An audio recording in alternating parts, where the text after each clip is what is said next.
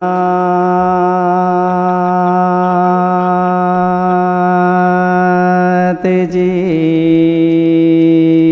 भगवान की यदि ये चैतन्य मुकुरिव भावा चिदचित समं भान्ति द्रव्य व्ययजनिल संतोऽन्तरहिताः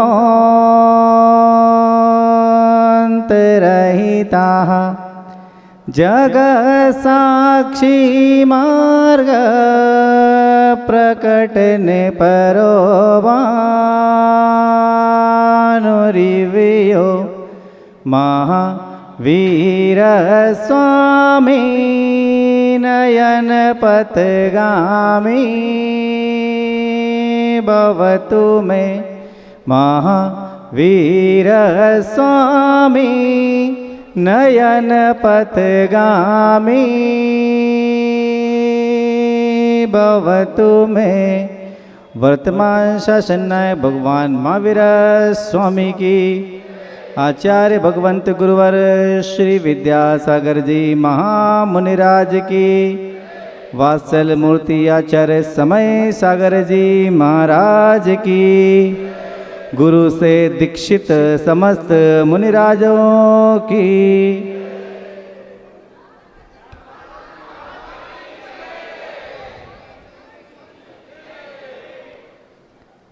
आचार्य महाराज के सामने प्रवचन करना ऐसे लगता है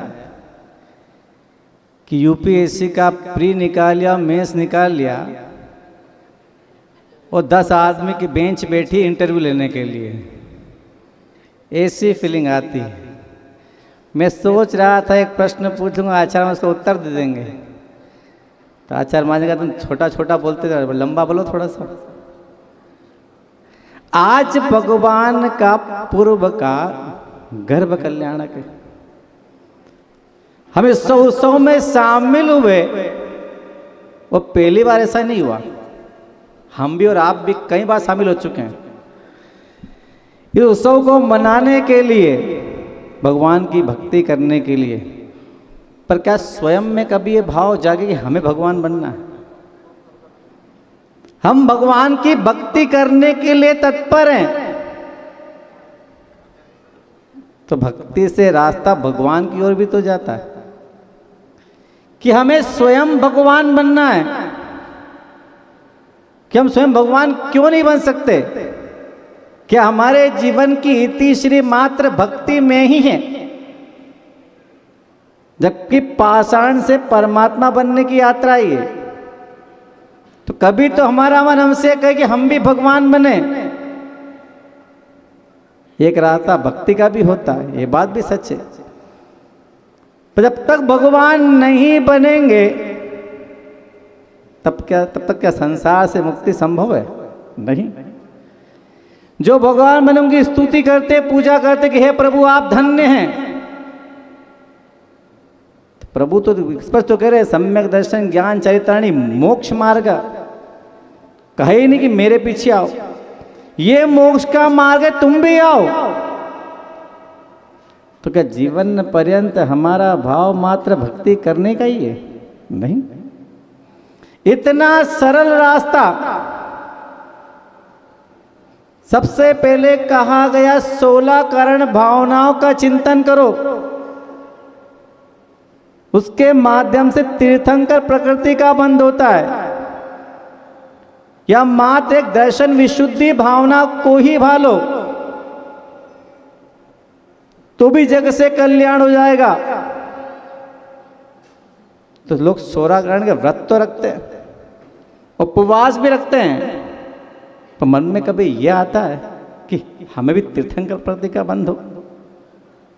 व्रत रखते हैं, संयम रखते हैं, पर जब तक भगवान बनने की इच्छा अंदर से जागृत नहीं होगी, क्या हम भगवान बन पाएंगे?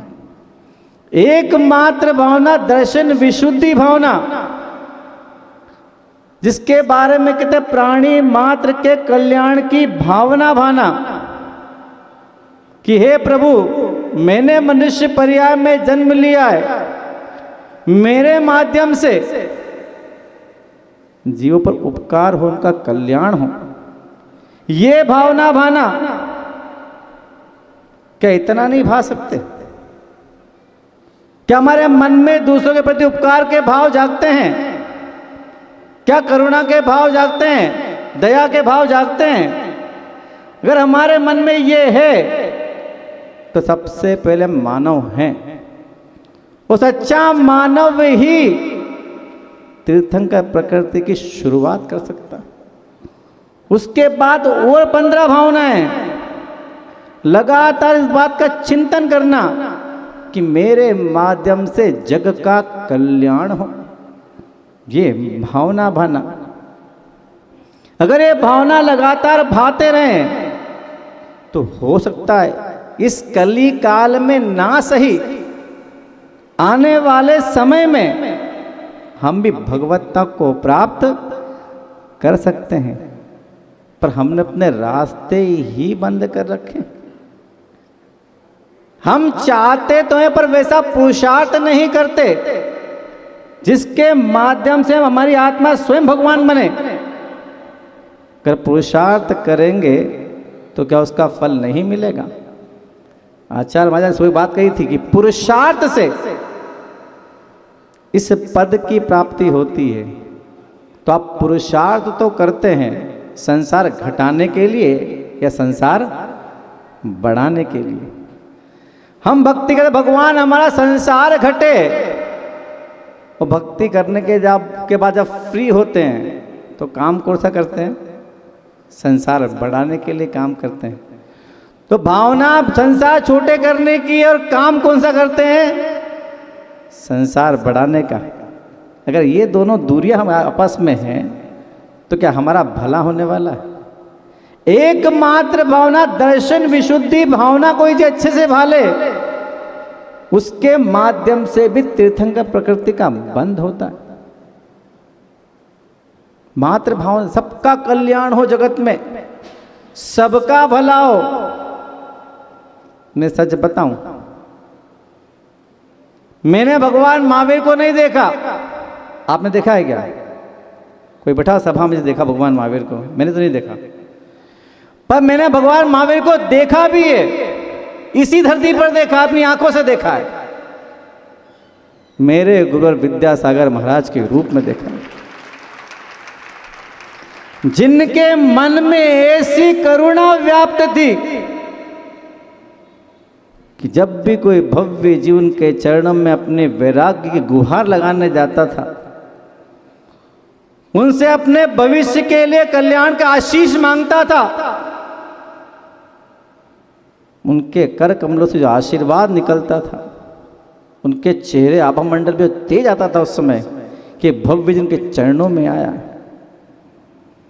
क्योंकि आचार्य महाराज मुझे मेरा कल्याण कीजिए, कि भगवान महावीर का तो किसी ने नहीं देखा, हमने तो अपने गुरु को देखा, जिनके पास हर क्षण कल्याण के अलावा दूसरा कोई काम होता ही नहीं था। कोई चले जाए उनके पास, हमेशा उनका आशीष उस पर बरसता था। वो दिन जब वो अकेले निकले, अपने गुरु के इकलौते शिष्य, और वो समय जबकि वो उनके जीवन का बहुत दुर्धर समय रहा होगा, अल्पकाल में गुरु चले गए, और पूरे हिंदुस्तान में उसमें एक आंधी चलती थी कि लोगों की मुनियों पर से आस्था उठ चली थी। नमोकार मंत्र के मात्र 2 पद को प्रणाम किया जाता था, नमो ओरियंताणम, नमो सिद्धाणम। शेष पद लोग प्रणाम नहीं करते थे। उस समय एक चैलेंज था, उस समय तो साधन भी नहीं थे, न ज्ञान प्रसार के मीडिया साधन थे कि अपनी बात पहुंचा दो।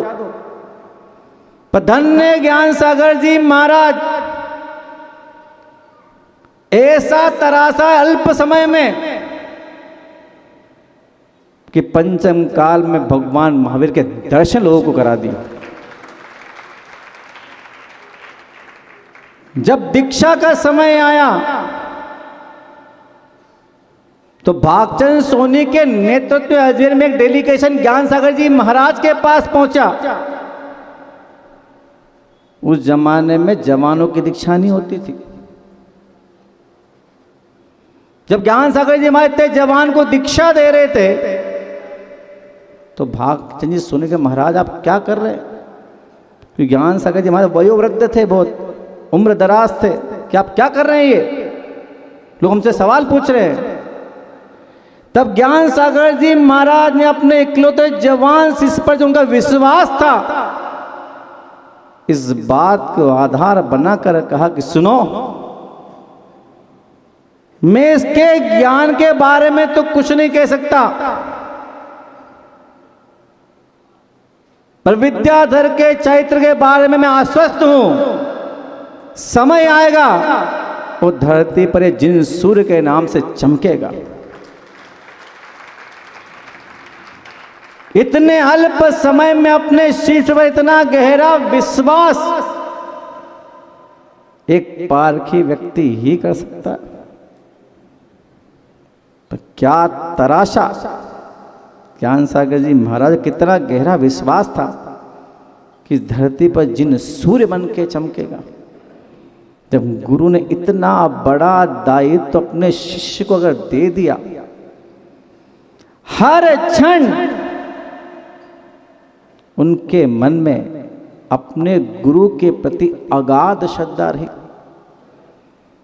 वो समय जब कोई था ही नहीं, जब लोग दो पद को प्रणाम करते थे, नमो रियंताणम और नमो सिद्धाणम, उस समय गुरुजी ने जिन धर्म की पताका थामी। बड़े बड़े विद्वान, धुरंधर विद्वान जैन जगत के, पर गुरुजी के पास था अपने गुरु का आशीर्वाद और गहरा संयम। 28 मूल गुणों की साधना और 36 मूल गुणों का दायित्व, ऐसी गहरी साधना करी कि देवता भी नतमस्तक हो चले कि धरती पर कोई है तो आचार्य विद्यासागर मुनिराज है। ऐसा सूर्य जिसने आने वाले समय में 5 पदों पर लोगों की आस्था फिर से जागृत कर दी।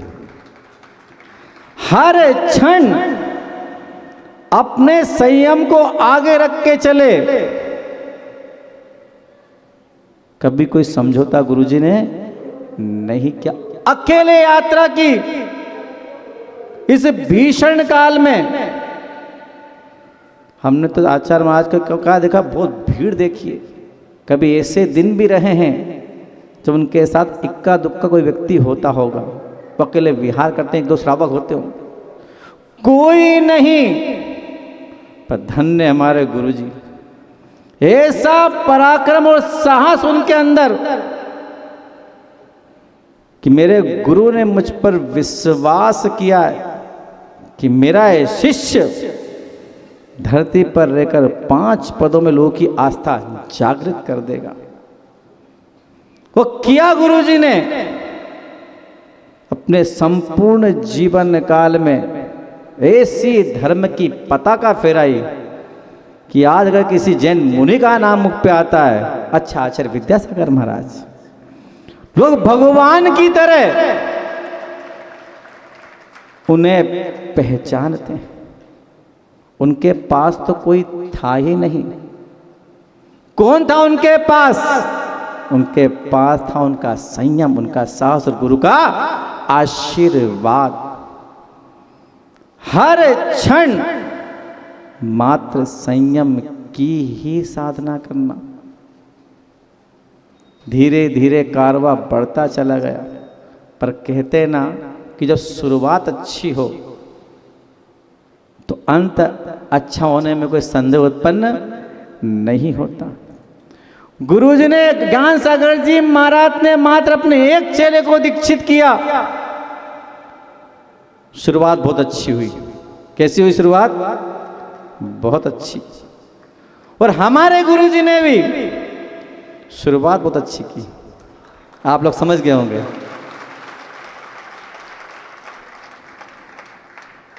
एक चेले को भगवान विद्यासागर बना दिया, और गुरु जी ने जब शुरुआत की तो अपने प्रथम शिष्य को समय सागर बना दिया।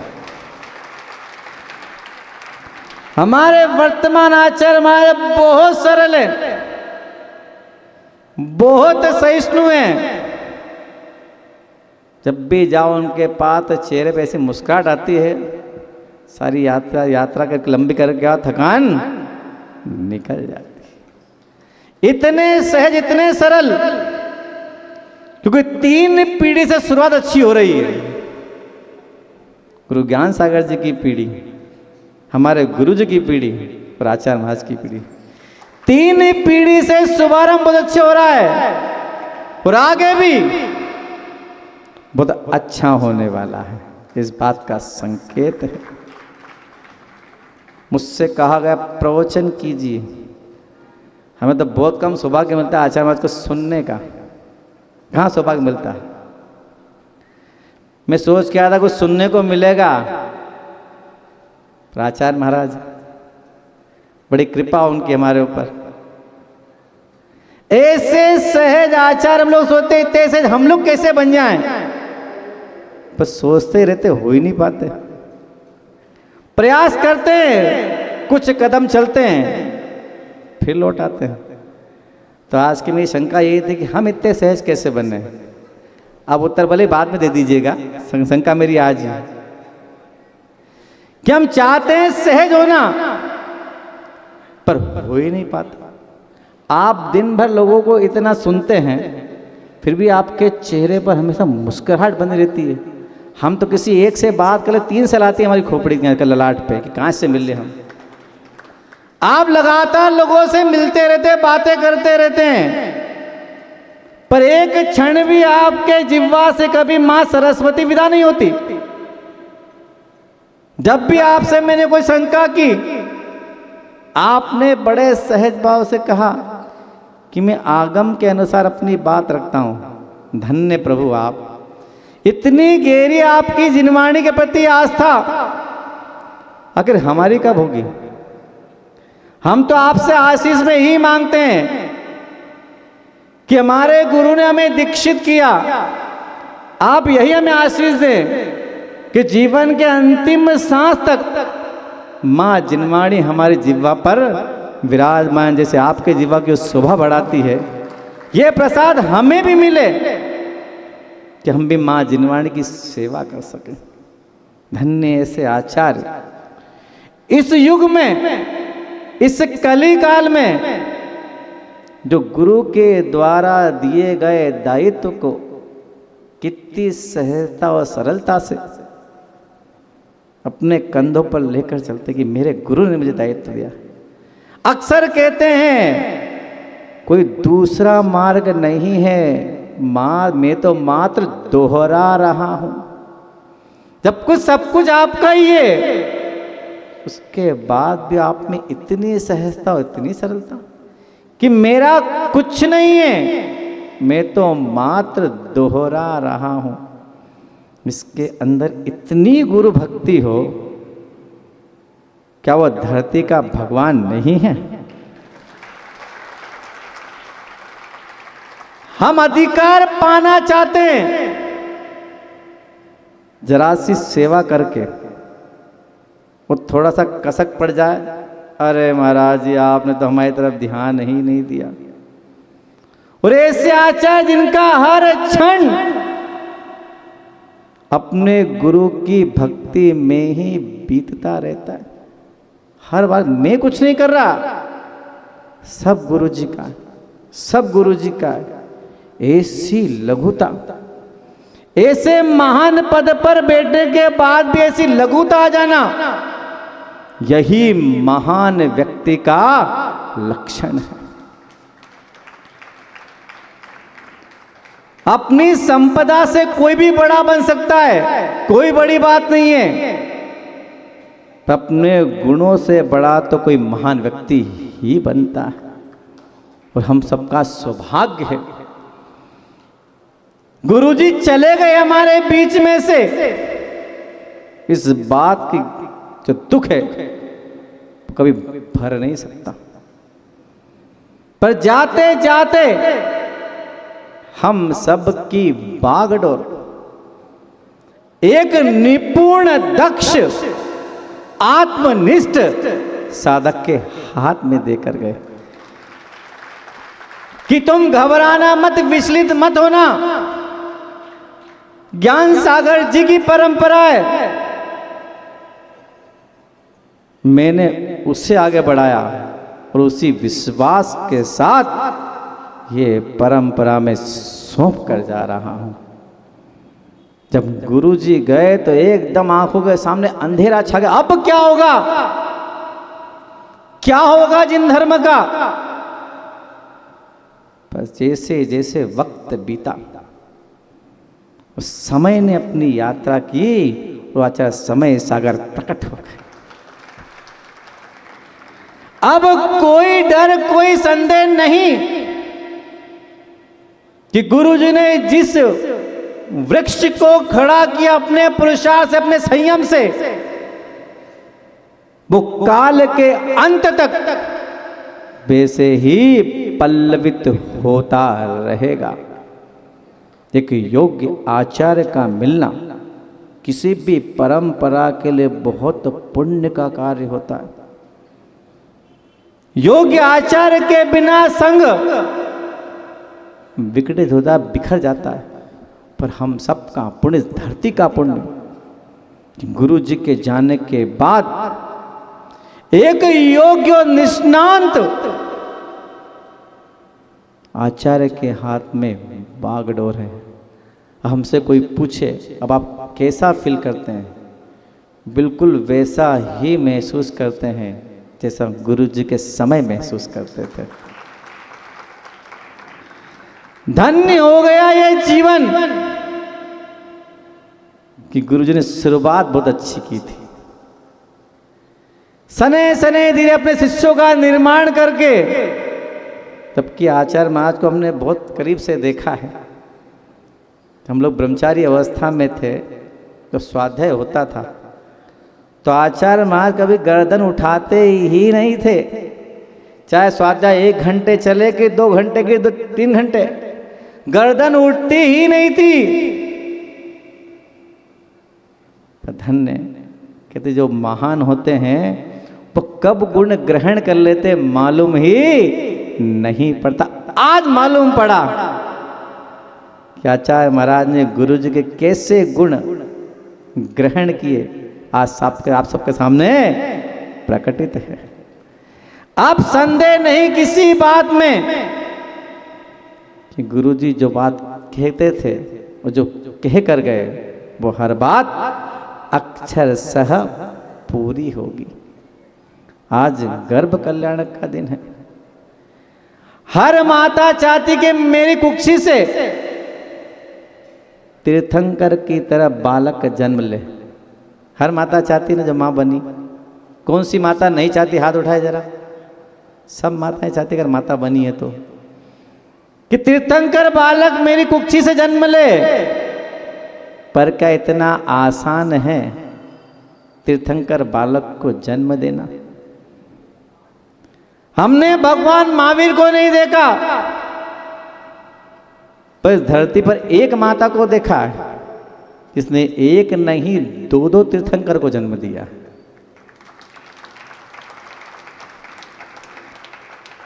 वो ये पंचकर्म तो 5 दिन का है, पर हमारे सामने जीवंत पंचकर्म तो रोज चलता है।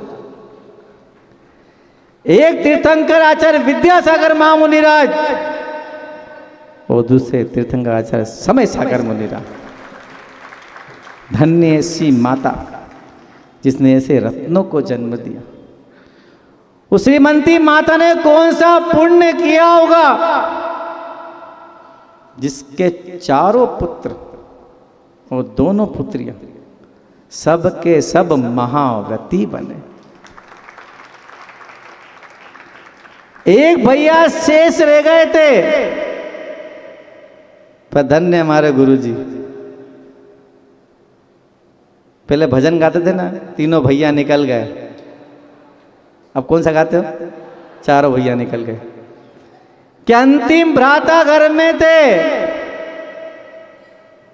उन्हें भी दीक्षित करके मोक्ष मार्ग पर लगा दिया। तो कहां अतीत के पन्ने देखने जाएं कि कौन सी तीर्थंकर माता ने जन्म दिया था? हमारे लिए तो श्रीमंती तीर्थंकर माता है। अगर वो गुरु जी को जन्म नहीं देती तो बताओ हम जैसे सैकड़ों युवाओं का भविष्य क्या होता। सोचो हम कहाँ भटकते होते संसार की भीड़ में। कई बार सोचते हैं कि गुरुजी नहीं होते तो कहाँ होते हम लोग, किसके द्वारे पर जाकर अपने वैराग्य की गुहार लगाते, कहाँ अपनी पहचान खोजते कि हम क्या बन जाएं। पर धन्य ऐसी माता ने संस्कार दिए कि एक नहीं, दो नहीं, तीन नहीं, चारों पुत्र मुनि बने। और एक पुत्र ने तो कमाल कर दिया, फौज खड़ी कर दी मुनियों की। जब समय था मुनि होते ही नहीं है, पद मात्र 2 पद होते हैं। विद्वानों ने दांतों तले अंगुलियां दबा ली कि हम गलत थे, और आचार्य विद्यासागर महाराज सही हैं। नमोकार मंत्र के 5 पद हैं तो 5 शाश्वत रहेंगे। ये था अचिंत्य प्रभाव गुरु जी का। कोई एक दिन में किसी का निर्माण नहीं होता। जब स्वयं की परीक्षा देना होती है तब कोई जाकर मोक्ष मार्ग में सफल होता है। एक एक शिष्य को गुरु जी ने तराशा है। कई लोग आए वो चले गए तो क्या हुआ? अरे गुरु जी पास गए थे, माँ तो वो तो बोलते ही नहीं है, देखते ही नहीं है।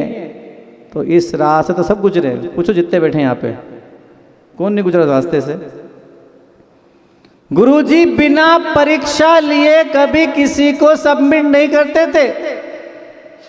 सबने परीक्षाएं दी हैं, चाहे आपके नागपुर के पहलवान क्यों ना हो, इन्हें परीक्षा दी है। सबकी परीक्षा हुई है। अब गुरु से पाना चाहते हो और परीक्षा नहीं दोगे तो क्या उत्तीर्ण माने जाओगे? सबने परीक्षा दी, सबकी परीक्षा हुई है और सब परीक्षा में सफल भी हुए हैं। अब गुरु कौन सी परीक्षा ले लेंगे ये बात हम नहीं जानते। जिसके पास गहरा समर्पण होता है वो परीक्षा से डरता नहीं है। ये गुरु जी का फॉर्मूला था। एक बार नहीं, 2 बार नहीं, 10 बार बाद में आना, अभी जाओ।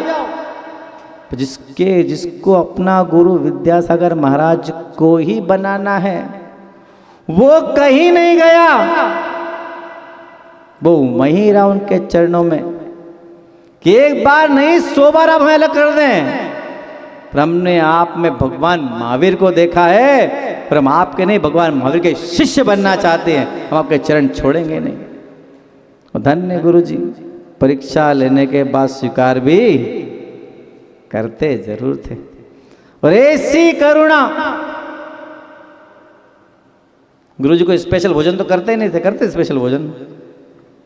मीठा वो खाते नहीं थे, नमक वो लेते नहीं थे, हरी वो खाते नहीं थे। उसके बाद भी 24 घंटे एनर्जेटिक।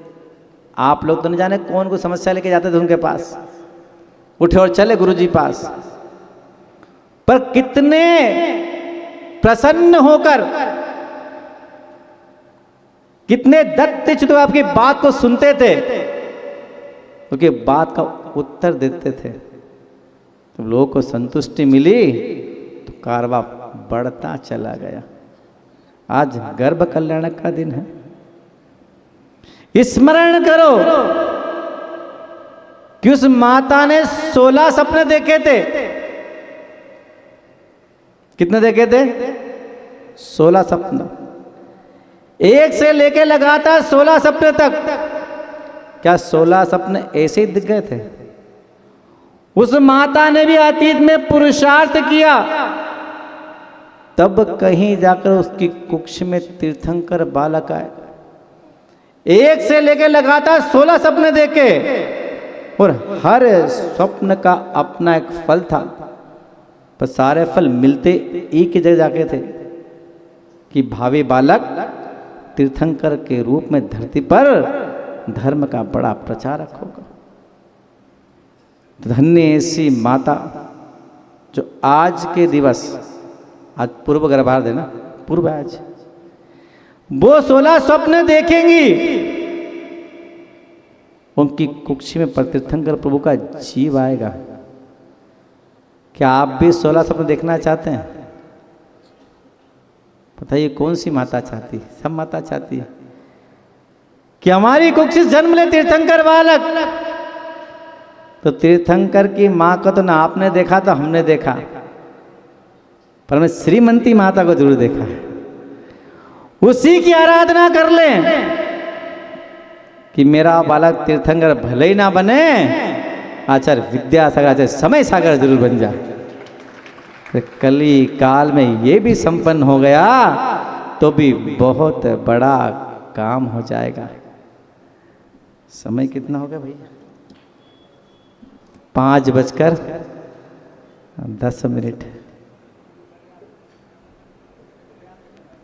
पर्याप्त समय है, जैसी आज्ञा फिर शुरू हो जाते हैं। तीर्थंकर की माता 16 सपने देखती है। मैं आपसे पूछूं 16 सपने याद है आप लोग को? पहले यदा कदा किसी को याद होगा, मैं भी प्रयास करता हूं। पहले स्वप्न में गज को देखती है। कहते हैं गज महत्ता का प्रतीक होता है कि व्यक्ति भावी बालक धरती पर महान प्रचारक होगा धर्म तीर्थ का। दूसरे स्वप्न में वृषभ को देखती है, वो बेल धर्म का प्रतीक होता है, धर्म का उद्घाटन करने वाला जीव होगा। तीसरे स्वप्न में सिंह को देखती है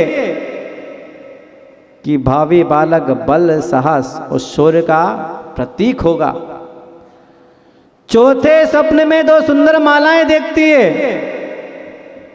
जो उत्साह, यश और प्रसिद्धि का प्रतीक होती है। 5वें स्वप्न में अभिषिक्त लक्ष्मी को देखती है कि इस बालक का सुमेरु पर्वत पर अभिषेक होगा। आप लोग देखें सपने कभी ऐसे? इन सपनों को याद करा करो, सपने सपने में आ जाएंगे कभी। याद करने से।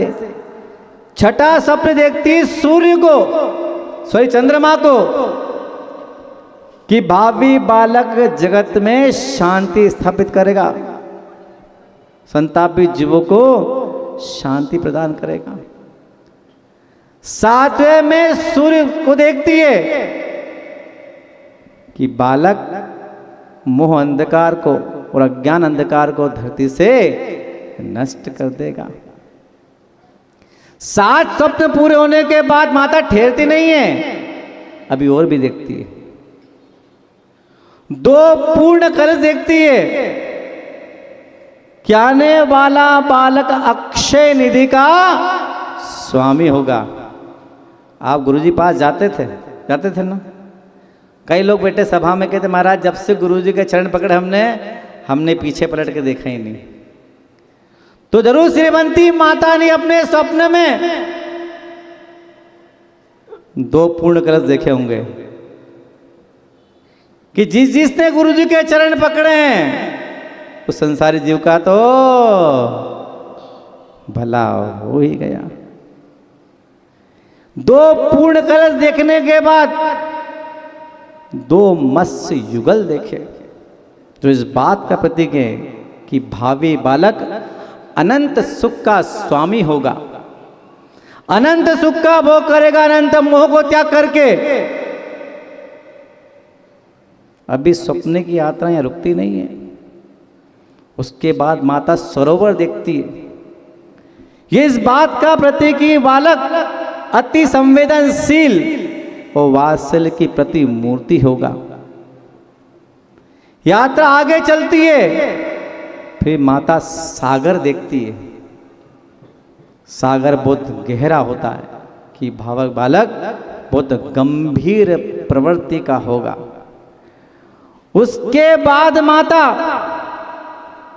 देव विमान देखती है। इस बात का प्रतीक है कि भावे बालक की पूजा देव लोग आकर धरती पर करेंगे। फिर माता नागेंद्र का भवन देखती है कि बालक अवधि ज्ञान को लेकर जन्म लेगा।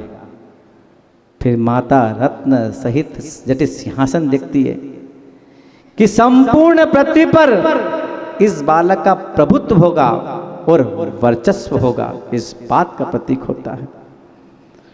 फिर माता रत्न राशि देखती है कि भावी बालक सम्यक दर्शन, सम्यक ज्ञान और सम्यक शायद रूपी रत्न राशि से परिपूर्ण होगा।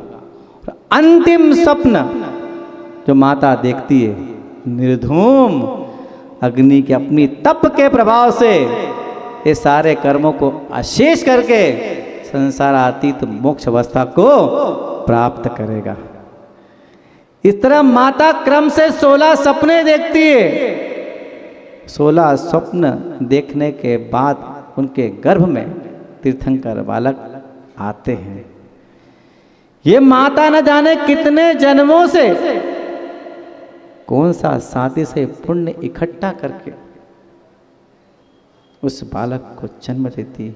जिन माताओं ने क्रम से 16 सपने सुने ना, इनको याद कर लेना। इनको जब भी विश्राम करो रात्रि में याद करके सोना। उससे क्या फायदा होगा? हमारा पंचम काल में कुछ होता ही नहीं है, तो काल तो बदलते रहते हैं ना, इस विश्वास तो है। रात्रि में चिंतन करके विश्राम करो। अरे इस पर्याय में ना सही, किसी एक पर्याय में कभी 16 सपने देख लिए तो लगातार भावना भवनाशिनी होती है। राजा अवसर है कि आज रात्रि के समय माता 16 स्वप्न देखेगी। धन्य समय वो होता होगा जब ये चीजें साक्षात होती थी। कैसी होती थी? साक्षात। अपन तो रूपांतरण करके देखते हैं उसको। धन्य उस माता का पुण्य जो अपनी कुक्षी से तीर्थंकर बालक को जन्म देती है। और एक बालक के जन्म हो जाने मात्र से संपूर्ण पृथ्वी को धर्म की राह मिल जाती है। आप सबके जीवन में ऐसे धर्म की वृद्धि होती रहे, इसी शुभ भावना के साथ बोलिए आचार्य भगवंत गुरुवर श्री विद्यासागर जी महामंदिराज की, वात्सल्य मूर्ति आचार्य समय सागर जी महाराज की। मैं आप सबकी ओर से 2 मिनट अगर आप बोल लें सबको।